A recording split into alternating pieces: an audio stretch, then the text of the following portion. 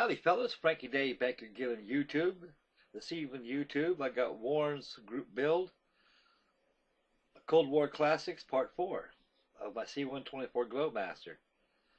As taken off the last video, folks, on this group build, I went ahead and airbrushed my special aluminum plating that I made up, and let it dry 24 hours. Tomorrow I'll start applying the trim on the aircraft, which was high visibility orange-red colors on the tail and the wing surfaces of what the Globemaster, which was famous for.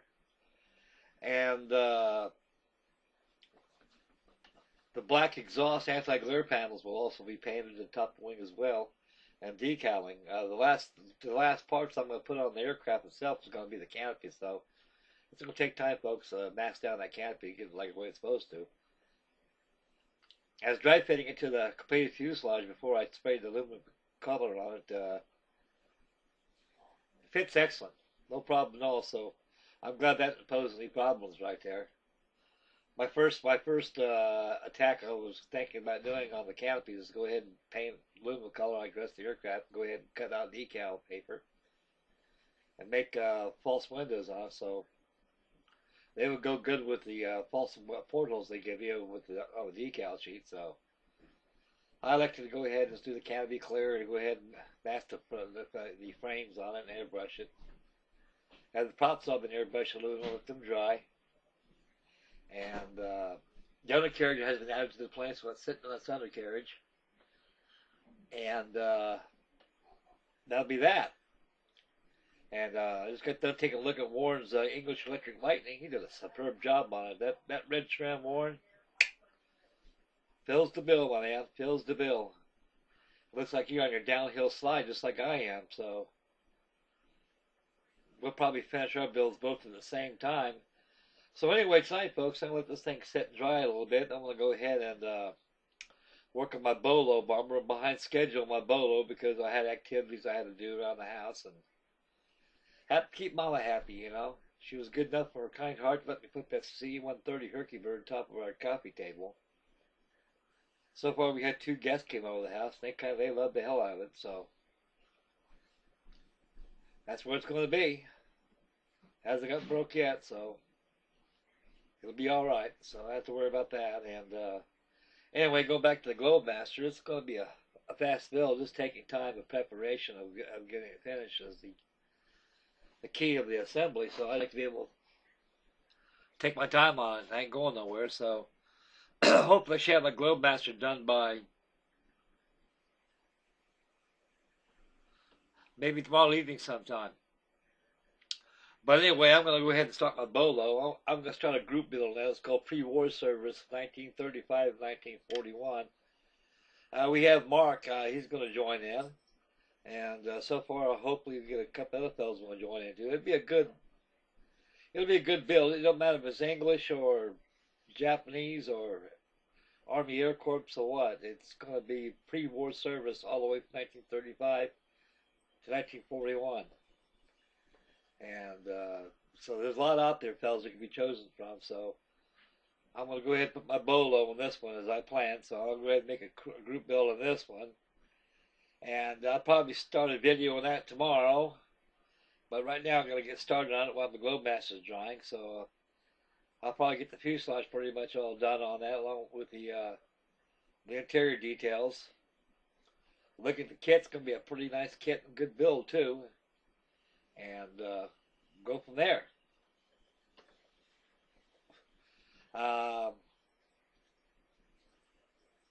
That's about that, fellas. So anyway,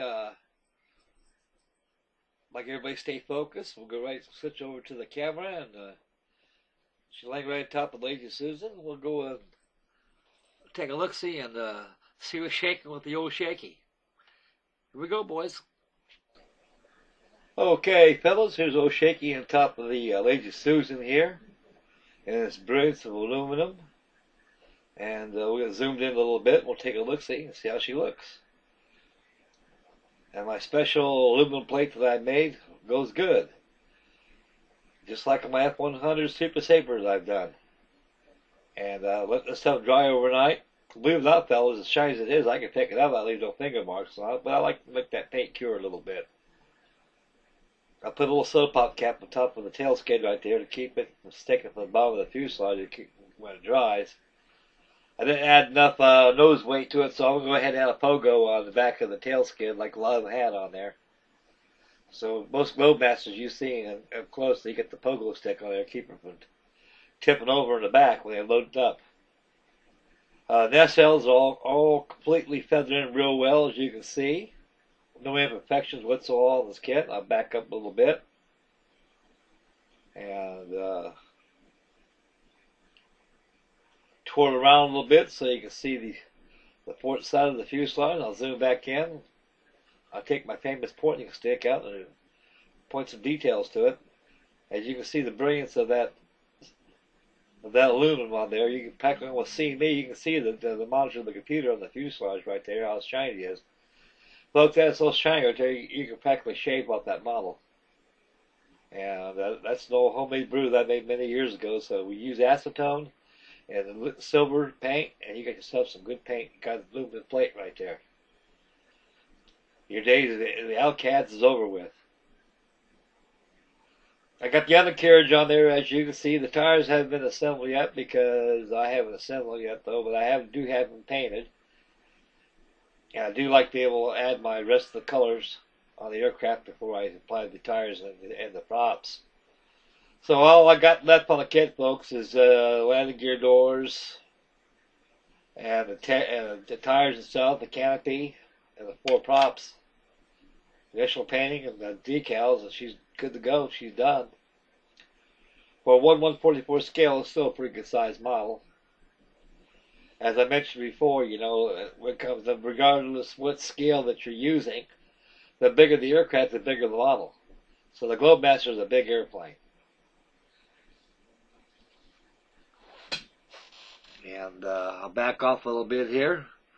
I'd like to thank everybody for tuning in. Got a good thumbs up right there, sign of approval.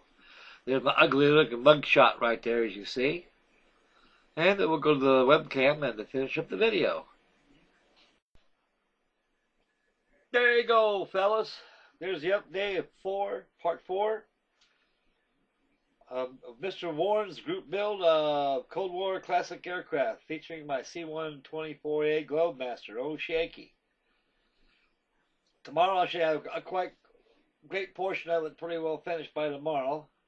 I got a full day, so I'll get up in the morning and have my cup of joe and wake up to puff on a couple of good cigars and get all puffed up and primed and ready to go and get this boy up to finish. So after this video, guys, I'm gonna go ahead and work on my Bolo. So tomorrow I'll be making a video of my B-18 Bolo bomber 1/72nd scale, and we'll start a group build on that. It'll be Frankie Day's pre-war service, 1935 and 1941. I'll see how many guys I can scare up on this group build. Anyway, before I sign off here, I'd like to thank everybody for tuning in, and may God bless, and thank you very much. Happy modeling, and get glue on your fingers, use nail polish remover. And this concludes Warren's group build, Cold War classic aircraft, part 4. And we'll see you on part 5. So stay tuned, folks. Anyway, thanks everybody. May God bless. And we'll catch you in the next video. Bye, fellas.